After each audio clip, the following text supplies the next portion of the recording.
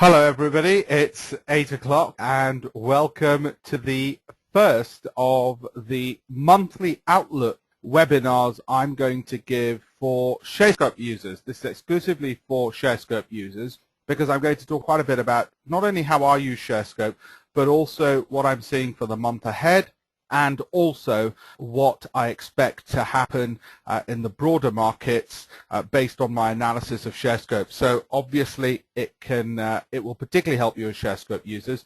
Every month, about the start of the month, around this time of the month, that's what I'll do. And the reason for that is I have a monthly trade playbook. It's essentially a book of about 40 pages that I make for the special edition users of Sharescope, the Alpesh Patel special edition users, which allows me to plan my month ahead in trading. Well, I'm going to touch upon one or two of the things from there, not all of them, of course, because it is very much exclusive to those users. And at the start of the month, I'm going to go through, as you can see on screen here, not just the educational parts of how I use Sharescope, but actually the key things that I see from the analysis of the software, but also from what I'm seeing from Goldman's, what I'm seeing from the other major banks in terms of what they're doing. I then distill all of that into one go. So you're getting it in 1 hour, about, I'd say about 80 hours worth of research, which I think is a pretty good, efficient way of getting it. And I hope you'll agree by the end of this that it is indeed. These are some of the things I'm going to talk about this evening. I'm going to go through overview of the key markets, the US markets, the UK market. I'm going to then touch upon how I use Sharescope. Actually, it's a very practical version of that because I'm going to talk about the stocks that I like at the moment, and what you'll see embedded in that is, of course, how I've used the software to get at those stocks and which ones particularly grab my attention in terms of UK equities. I'll then touch upon later on in the webinar US equities and other global ones.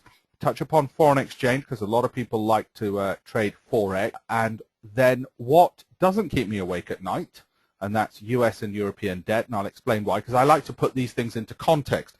I don't think it's enough simply for me to talk about what stocks I like and so on without some global appreciation. What I tend to do, as I say, is go through tons of research, not just from the software here, but also that I'm getting from all the other banks, and then distill into what I think is the most important thing. I'll give you an example. In the past month, I was lucky enough to have lunch with Jim O'Neill, the chairman of Goldman Sachs Asset Management, get access to the information they provide to their ultra-high net worth, their family offices. Now, out of the 50-odd slides that Jim would have discussed in a room full of 20 of us, I think there's 2 or 3 which are critical. It's those that I like to get across in these monthly updates because you don't need to know everything, but there is 1 or 2 things which you don't get to know simply by reading the Financial Times, for instance. Then I'm going to talk about what does keep me awake at night, which is missing Chindia, missing India and Chinese opportunities. I find the ones that I like using Sharescope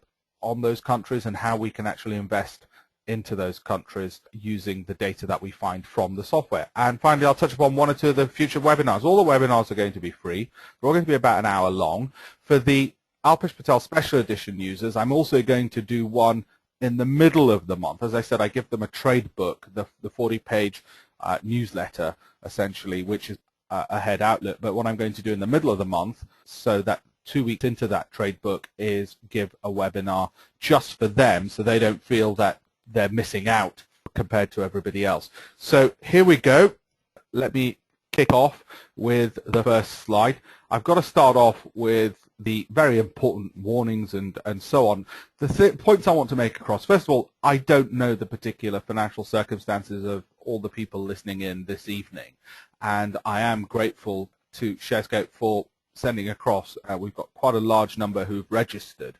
But because I don't know anybody's personal financial circumstances, you've got to understand that this is general journalistic opinion and information. It's not individual financial advice. Similarly, if I happen to mention whether it's spread bets or foreign exchange trading or CFDs or futures, all of these types of products which exist in the market, remember these are margined and leveraged products. This is not an endorsement to use leverage or margin. We're not talking about specific products in this webinar, but you should be aware of the risks relating to those. And similarly here, I say it again, And it might be that with any of the stocks in here or even the foreign exchange currencies, I might hold positions. Where I do, I will of course disclose that. I'll make absolutely clear to you, we're not going to be talking about any small, tiny companies.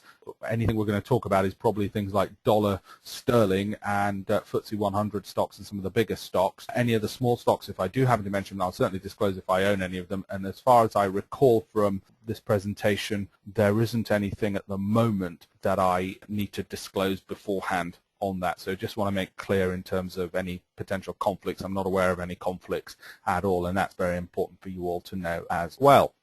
Just in case you don't know who I am, I've written some 13 books on trading. Most of them have been published by the Financial Times, translated into 8 languages. Those logos you see on your screen are companies which paid my business in order to advise on customer acquisition in terms of lectures, talks, and so on.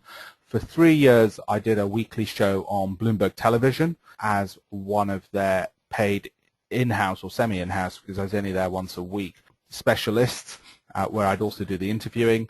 And for the other companies, including the likes of Goldman Sachs and American Express, I've advised on their various products, getting the message out, and so on and so forth. And there's just a selection of the various companies. There's many more. So I'd like to think there's some credentials. If you really want credentials, I even once asked Jeremy Paxman, that was about 2 weeks ago, for a fight. So that's got to put me in good stead with everybody, I would have thought. In actual fact, that interview related to India not buying British jets, and my case was that they should of course have bought them, because God forbid they've gone and bought jets from let's just say another European partner who isn't known for their defense capabilities. This is how I usually start my day. I get this in my inbox, not just that one page of course, it's about 20 odd pages from Bloomberg. It's just an economics brief. I get several other briefs from them. The reason I like to start with that is I like to start with what I know other traders around the world are reading. I like to start with what isn't in the Financial Times, not least because as a newspaper it's already a little bit out of date, and even online it is meant for the mass market. Instead, I want to know what traders, people who are going to move money, and only people who are going to move money, which tend to be what Bloomberg Brief provides me. It's not available unless you've got a terminal. I don't recommend you get a terminal, and the reason is I'm going to distill each month all the information I think you need to know, the vital information you need to know in the webinars. They're not just going to be monthly webinars. There'll be other ones which are not exclusive to Sharescope users, but for Sharescope there's going to be an exclusive monthly one. So you don't really need to be paying huge fortunes in Bloomberg terminals to get this information, but you definitely need Sharescope, that's for sure. So this is the kind of information that I then look at and distill and then try and work out for the day what's useful based on my monthly trade book, which is what I'll go through, which positions me, as I say, for the month and allows me to keep an eye on each day in terms of what I should be doing. The reason these things are important is time efficiency, but also to make sure you've got an edge in information. There is no point, absolutely no point, having the same information as absolutely everybody else, and also you want the information from, as I say, the most influential people and not just general news stories. As it says at the top, you need news analysis, commentary, and that's what I'm going to provide you, but I'm going to distill it. So let's start off with general market overview before I move on. First of all, US stocks at an all-time high. It doesn't feel like it, you won't have realized it, but it's true. That's when you consider total return. That includes dividends. We are at an all-time high. We're even above the 2007 highs. So the next question becomes, will this continue? I'm not going to go into the behavioral reasons why it doesn't feel to us like we're at an all-time high. It doesn't feel like a crazy boom area. It doesn't feel like we all want to go out and spend.